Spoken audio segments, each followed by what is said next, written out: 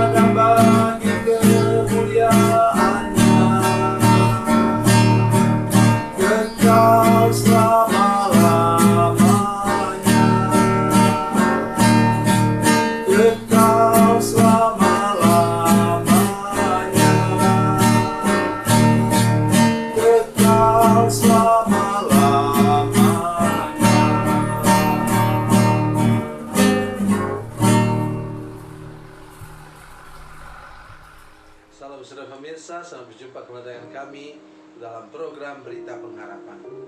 Sekarang saya ingin mengunjungi saudara-saudara sekalian, jemaat, para pemirsa sekalian, dengan berita firman Tuhan yang tidak ada duanya. Karena itu, ketika kita sedang mendengarkan firman Tuhan sebentar, mari minta anugerah Tuhan supaya kita semua punya pikiran yang positif. Jangan beri kesempatan pikiran negatif dalam hidup kita.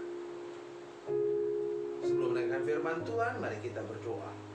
Bapa, dalam nama Yesus, terima kasih untuk firman-Mu. Malam hari ini kami mau mendengarkan bagaimana seharusnya kami, cara berpikir kami, mindset kami. Kami berdoa supaya Engkau menolong sehingga kuasa-Mu Tuhan mengenyahkan semua pikiran negatif dalam hati kami dan pikiran kami. Dalam nama Yesus, haleluya, amin. Mari kita merenungkan firman Tuhan dari Perjanjian Lama, kitab Nabi Yesaya. Yesaya pasal 52 ayat yang ke-13. Yesaya 52 ayat 13. Sesungguhnya hambaku akan berhasil, dan ia akan ditinggikan, disanjung, dan dimuliakan. Amin.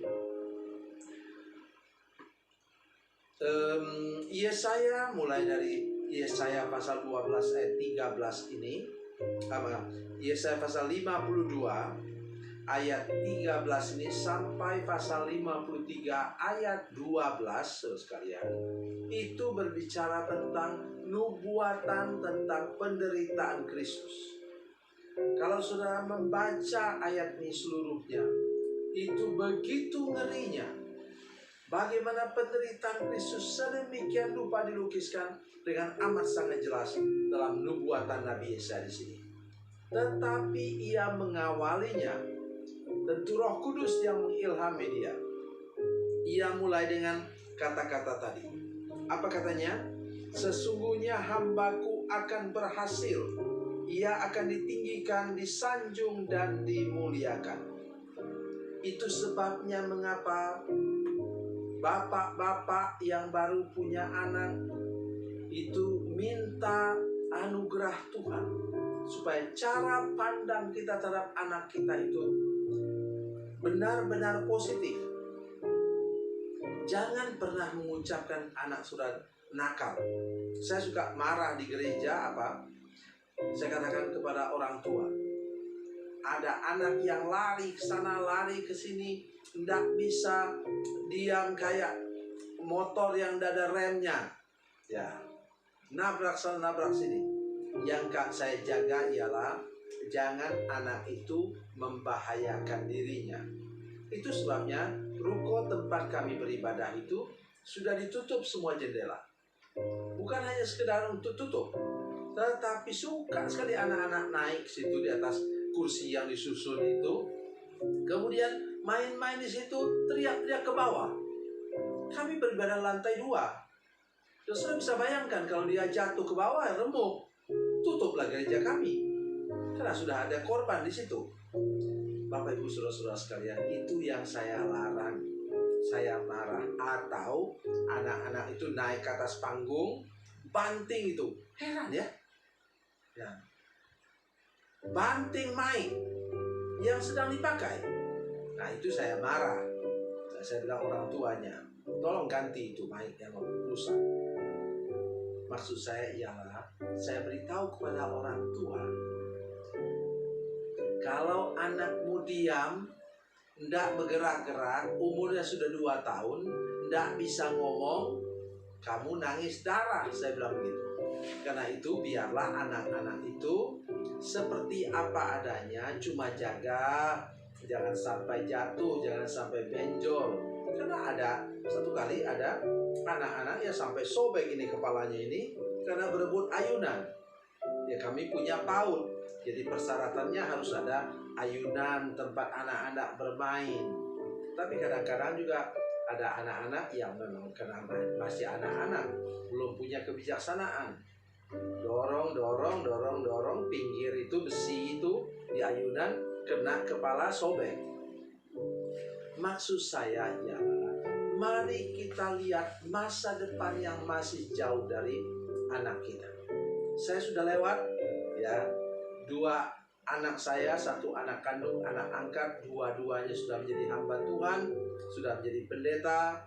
Yang satu bisa menyelesaikan S2, yang satu S1 dengan istrinya, dan kemudian sudah melayani Tuhan di pulau yang jauh. Dan saya berdoa sekarang kepada Tuhan untuk apa? Sekarang bagian dari cucu-cucu saya. Selalu saya memandang positif.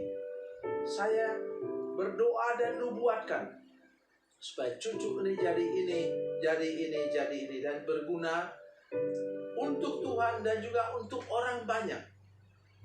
Misalnya saya berdoa untuk cucu saya, cucu kandung saya, namanya Noela.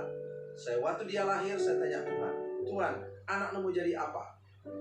Tuhan katakan pada saya, nanti dia jadi pilot pesawat berbadan lebar ke luar negeri.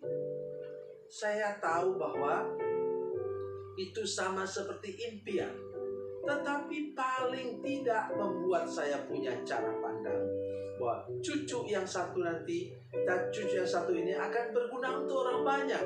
Dia akan bawa pesawat terbang kemana-mana, membawa orang dengan aman dan selamat. Begitu juga cucu yang lain.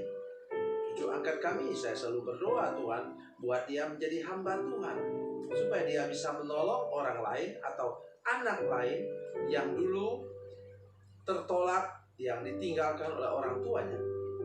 Saya harap ibunya mendengarkan siaran ini.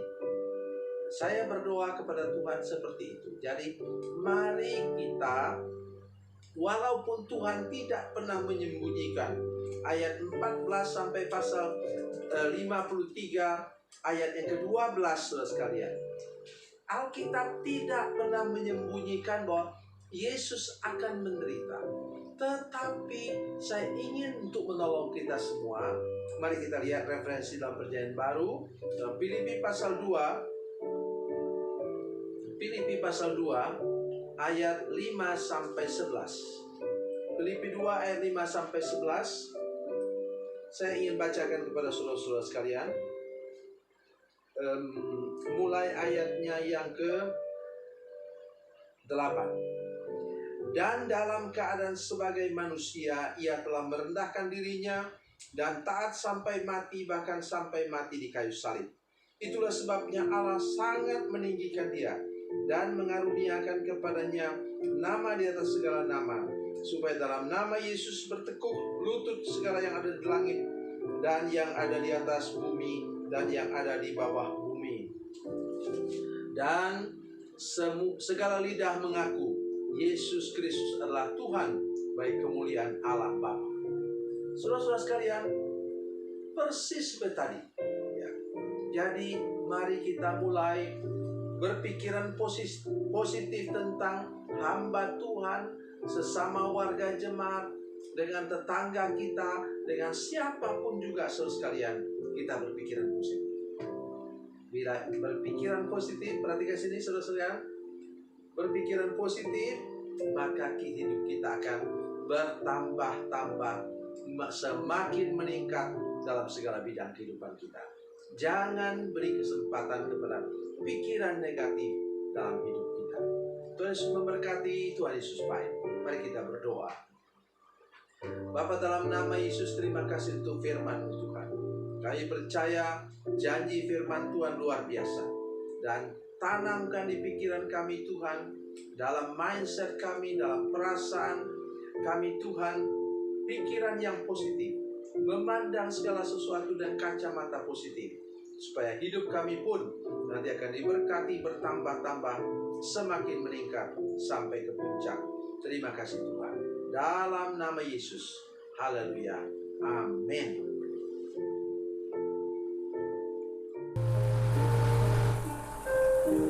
Bila Anda memerlukan dukungan doa kami, atau bila Anda punya masalah yang ingin didoakan, silakan menghubungi nomor telepon kami 0812 7661 1125. Dan bagi Anda yang berada di luar negeri, silakan menghubungi +62 812 7661 1125. Tuhan Yesus memberkati, Tuhan Yesus baik.